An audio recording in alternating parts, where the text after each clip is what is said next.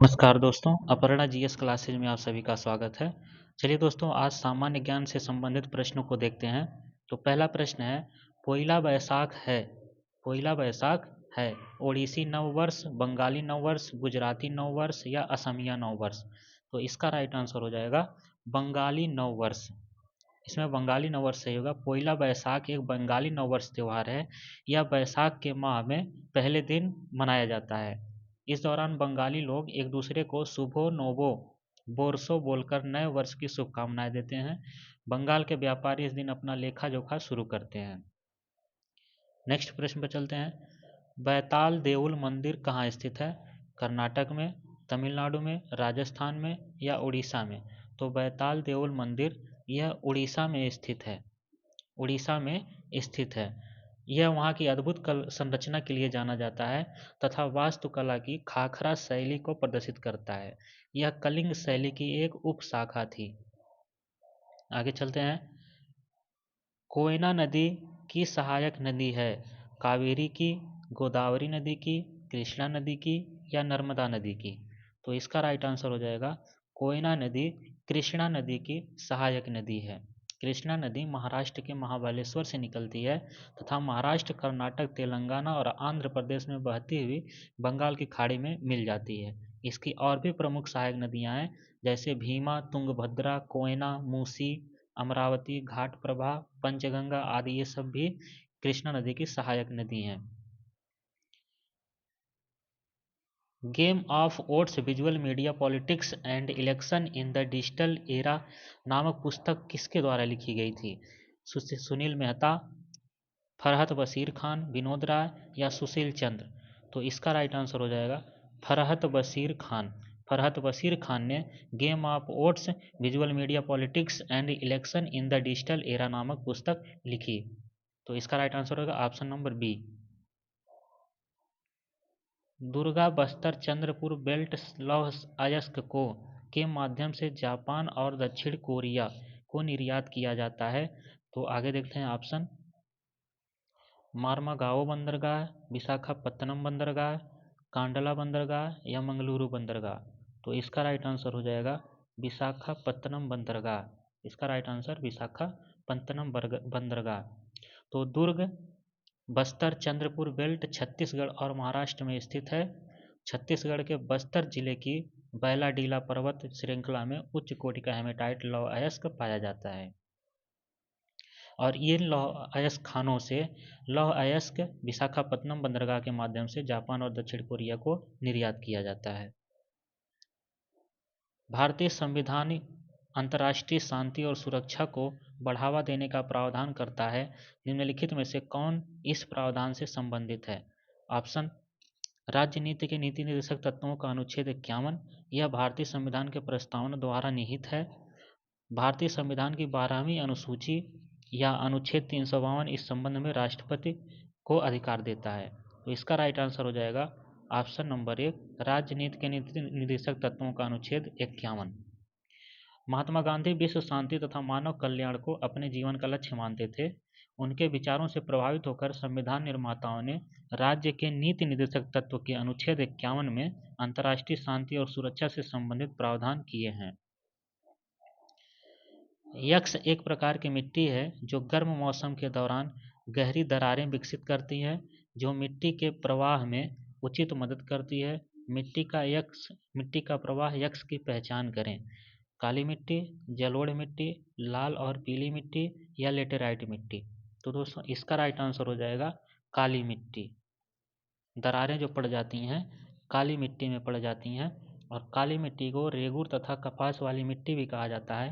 जो काली मिट्टी दक्कन के पठार के अधिकतर भागों में पाया जाता है। इसमें महाराष्ट्र, गुजरात, आंध्र प्रदेश तथा तमिलनाडु के कुछ भाग शामिल हैं।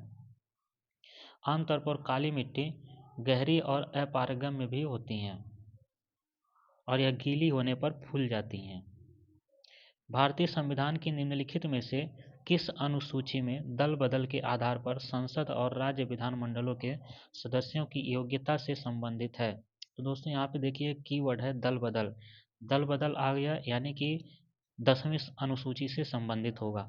तो ऑप्शन देखते हैं 11वीं अनुसूची, 9वीं अनुसूची एंड चौथी अनुसूची और 10वीं अनुसूची। तो दल बदल से संबंधित 10वीं अनुसूची होती है। तो नेक्स्ट चलते हैं प्रश्न नंबर। तो 10वीं अनुसूची, इसमें चौथी अनुसूची भी देख लेते हैं। चौथी अनुसूची राज्यों तथा संघ राज्यों के लिए राज्यसभा में सीटों का आवंटन से संबंधित है। और 9वीं अनुसूची जो है, 9वीं अनुसूची देखते हैं, कुछ अधिनियमों का विधिमान्यीकरण होता है। और 11वीं अनुसूची में ग्रामीण विकास, गरीबी उन्मूलन और पंचायतों के कार्यों का विवरण होता है। कृषि लागत और मूल्य आयोग CACP वस्तुओं के समूहों के लिए हर साल अलग से मूल्य नीति रिपोर्ट के रूप में MSP पर अपनी सिफारिशें प्रस्तुत करता है। निम्नलिखित में से कौन सा इन वस्तुओं के समूह में शामिल नहीं है? तो ऑप्शन देखते हैं, जायद फसल, रबी फसल, या कच्चा जूट, या खरीफ फसल।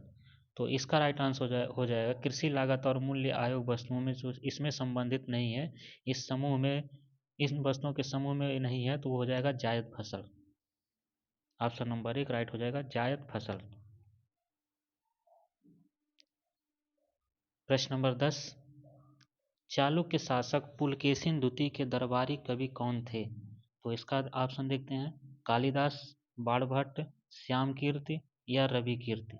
तो इसका राइट आंसर हो जाएगा रवि कीर्ति। रवि कीर्ति चालुक्य के शासक पुलकेशिन द्वितीय के दरबारी कवि थे। तो अभिलेख चालुक्य वंश से संबंधित, जो ऐहोल अभिलेख है वो चालुक्य वंश से संबंधित है। और यह अभिलेख चालुक्य शासक पुलकेशिन द्वितीय के दरबारी कवि रवि कीर्ति द्वारा लिखा गया है। तो आगे चलते हैं। यह अभिलेख पुलकेशिन द्वितीय द्वारा हर्षवर्धन की पराजय का वर्णन करता है। मेरिस्टेमेटिक टिश्यू की कोशिकाओं में निम्नलिखित में से कौन सा कोशिका ऑर्गेनल की कमी है?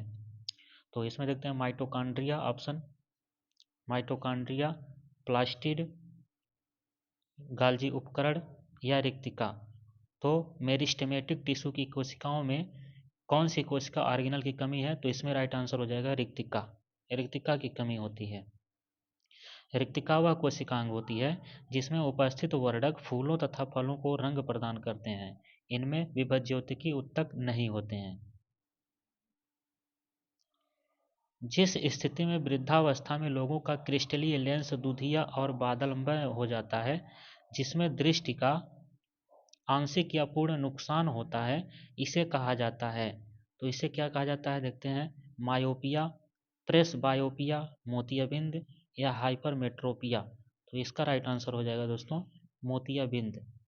मोतियाबिंद वह अवस्था होती है जिसमें वृद्धावस्था में लोगों का क्रिस्टलीय लेंस दुधिया और बादलमय हो जाता है तथा व्यक्ति आंशिक या पूर्ण रूप से देखने में असमर्थ हो जाता है।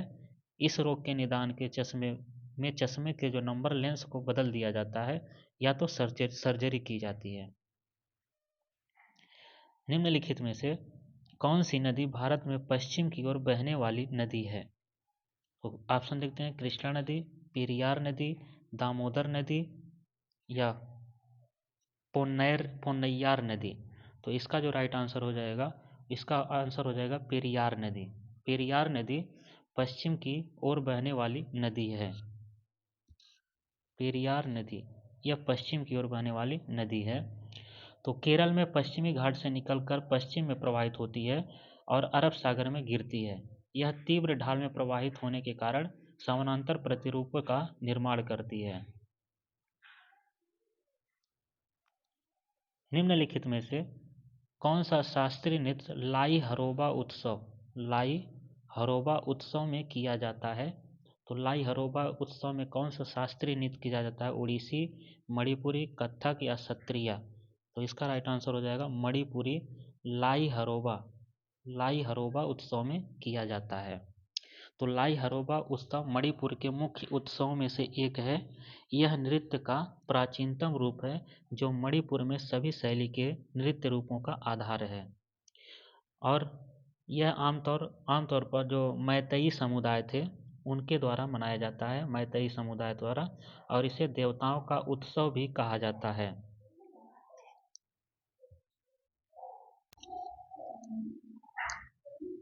प्रश्न नंबर 15, विश्व के इतिहास में एकमात्र राजा कौन है जिसने युद्ध जीतने के बाद युद्ध को त्याग दिया? औरंगजेब, चंद्रगुप्त, टीपू सुल्तान या अशोक? तो इसका राइट आंसर हो जाएगा अशोक। विश्व के इतिहास में एकमात्र राजा थे जिसने युद्ध जीतने के बाद युद्ध को त्याग दिया। करीब 4 वर्ष की सत्ता संघर्ष के बाद अशोक का विधिवत राज्याभिषेक 269 ईसा पूर्व में हुआ। वेद समाज की स्थापना में हुई थी, तो वेद समाज की स्थापना कहाँ हुई थी? ऑप्शन देखते हैं, मद्रास, मुंबई, कोलकाता या अहमदाबाद? तो इसका राइट आंसर हो जाएगा दोस्तों मद्रास।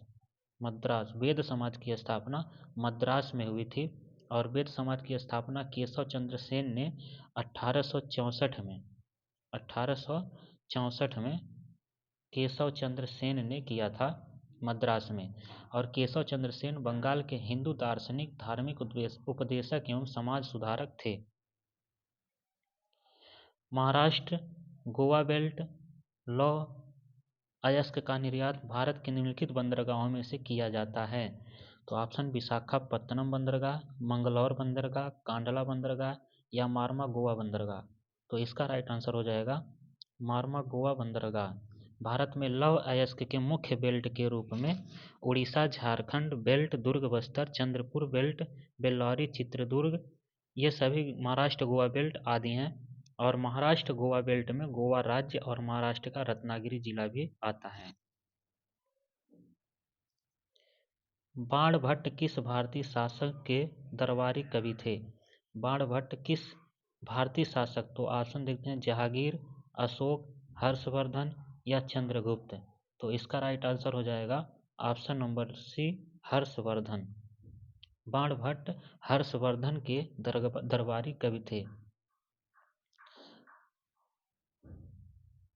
कौन सा सेल ऑर्गेनल में शक्तिशाली पाचन एंजाइम होते हैं जो सभी कार्बनिक पदार्थों को तोड़ने में सक्षम हैं? तो इसका ऑप्शन देखते हैं, प्लास्टिड, रिक्तिका, गाल्जी उपकरण या लाइसोसोम? तो इसका राइट आंसर हो जाएगा option number 4, lysosome. Lysosome eukaryotic कोशिका में पाए जाते हैं। जब कोशिकाओं में चयापचयी क्रियाएं होती हैं तो उनके क्रियाओं के संकुचन से लाइसोसोम कट जाते हैं और एंजाइम बाहर आ जाते हैं। यह पाचन क्रिया के लिए बहुत ही जरूरी होते हैं। टेट्रा परमाणु परमाणुकता वाला तत्व है?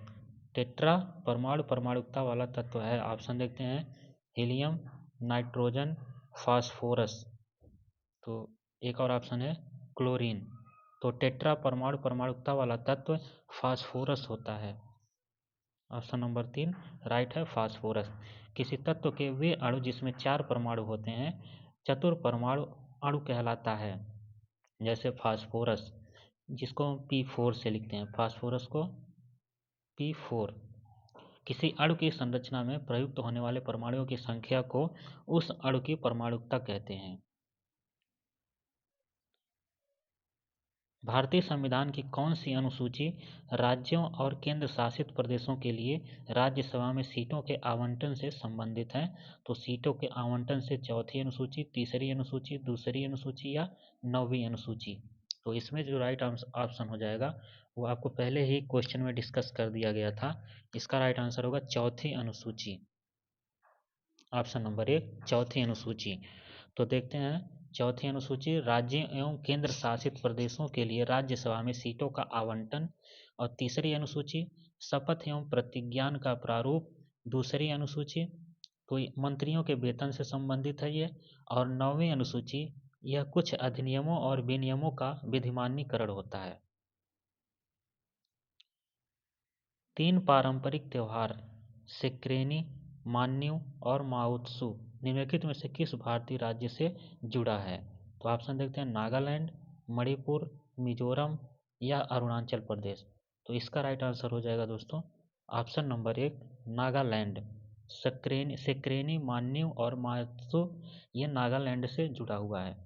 तो सिक्रेनी उत्सव आगामी जनजाति द्वारा 10 दिनों तक मनाया जाता है। तो आगामी जनजाति द्वारा नेक्स्ट देखते हैं, भारत में से ऊपर के भारतीय नागरिक किसी भी राज्य के राज्यपाल के पद हेतु आवश्यक पात्रता निर्धारित करता है। तो इसका राइट आंसर देखते हैं, ऑप्शन पहले 18 वर्ष, 35 वर्ष, 25 वर्ष या 21 वर्ष। तो इसका राइट आंसर हो जाएगा 35 ईयर, मतलब 35 वर्ष। भारत में 35 वर्ष के ऊपर के भारतीय नागरिक किसी भी राज्य के राज्यपाल के पद हेतु आवश्यक पात्रता निर्धारित करते हैं।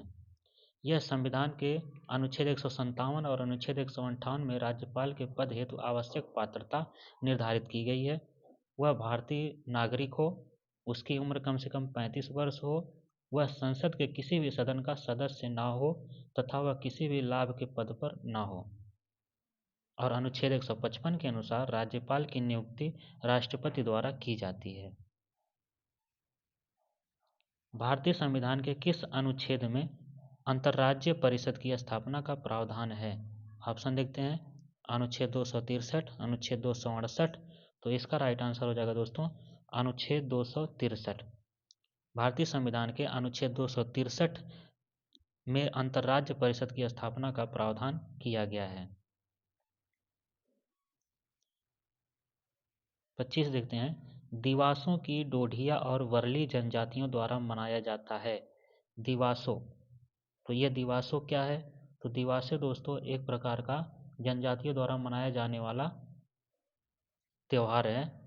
तो यह देखते हैं, दादरा नागर हवेली, लक्षद्वीप समूह, पुदुचेरी, अंडमान निकोबार। तो यह राइट आंसर हो जाएगा दादरा और नागर हवेली। तो दिवासो दादरा और नागर हवेली के ढोढिया और वर्ली जनजातियों द्वारा मनाया जाता है। कंसेरी ढोढिया द्वारा फसल के दौरान मनाया जाने वाला एक प्रमुख त्यौहार है। दादरा एवं नगर हवेली की सबसे प्रमुख जनजातियां जैसे कोली, कथोड़ी, नायका, डबला, ये सब छोटे समूहों के साथ ढोढिया, कोकना और वर्ली हैं। मेगास्थनीज एक राजदूत था जिसे पश्चिम एशिया के यूनानी शासक सेलुकस निकेटर ने किस भारतीय शासक के दरबार में भेजा था? तो इसका ऑप्शन देखते हैं, राजा राजचोल, अशोक, चंद्रगुप्त या बिंदुसार। तो इसका राइट आंसर हो जाएगा चंद्रगुप्त।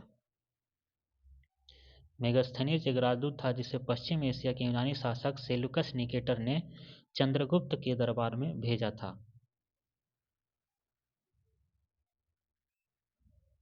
नेक्स्ट क्वेश्चन देखते हैं, विदेशी प्रत्यक्ष निवेश पर नीति तैयार करने के लिए नोडल विभाग है। तो ऑप्शन क्या है, आरबीआई, नाबार्ड, उद्योग और आंतरिक व्यापार संवर्धन विभाग या सेबी। तो इसका राइट आंसर हो जाएगा उद्योग और आंतरिक व्यापार संवर्धन विभाग। विदेशी प्रत्यक्ष निवेश पर नीति तैयार करने के लिए नोडल विभाग है। 28, निम्नलिखित में से किस तत्व की बहुपरमाणु परमाणुकता है? सल्फर, फास्फोरस, ऑक्सीजन या आर्गन। तो इसका राइट आंसर हो जाएगा ऑप्शन नंबर 1 सल्फर। सल्फर बहुपरमाणु परमाणुकता है। सल्फर यानी कि गंधक हल्का पीला स्वाद रहित एवं गंध रहित पदार्थ है। यह प्रकृति में मुक्त एवं संयुक्त दोनों रूपों में पाया जाता है। इसका संकेत यश होता है और इसकी परमाणु संख्या 16 होती है इसकी, फास्फोरस की, तथा इसका जो परमाणु भार होता है वो लगभग 32.1। नेक्स्ट चलते हैं प्रश्न नंबर 1918 में किस क्षेत्र में महात्मा गांधी ने सूती कपड़ा मिल श्रमिकों के बीच सत्याग्रह आंदोलन किया था? ऑप्शन चंपारण, सूरत, खेड़ा या अहमदाबाद। तो इसका राइट आंसर हो जाएगा अहमदाबाद। 1918 में अहमदाबाद में महात्मा गांधी ने सूती कपड़ा मिल श्रमिकों के बीच सत्याग्रह आंदोलन किया था, जिसमें 21 दिन की कपड़ा मिल के मजदूरों ने 21 दिन की हड़ताल की थी और अहमदाबाद मिल हड़ताल के नाम से प्रसिद्ध है। 1917 में चंपारण सत्याग्रह की सफलता के बाद गांधी जी का दूसरा सफल सत्याग्रह था। दोस्तों अगर चैनल पर नए हैं तो सब्सक्राइब कर लें और शेयर लाइक ज़रूर करते रहें, जिससे हमें मोटिवेशन मिले कि आपको कंटेंट अच्छा लग रहा है, आपको इंटरेस्ट है इसमें। तो नेक्स्ट देखते हैं, गंगा नदी की निम्न में से कौन सी सहायक नदी प्रायद्वीप क्षेत्रों से आती है इसमें। तो इसका ऑप्शन देखते हैं, सोन नदी, कोसी नदी, शारदा नदी या गंडक नदी। तो इसका राइट आंसर हो जाएगा सोन नदी। गंगा नदी की निम्न में से सोन नदी सहायक नदियाँ नदी प्रायद्वीपीय क्षेत्र से आती है। तो दोस्तों चैनल को सब्सक्राइब करें और सपोर्ट बनाए रखें अपना, आपके सपोर्ट की बहुत ही ज़रूरत है। तो मिलते हैं दोस्तों नेक्स्ट वीडियो में, मिलते हैं, तब तक के लिए धन्यवाद।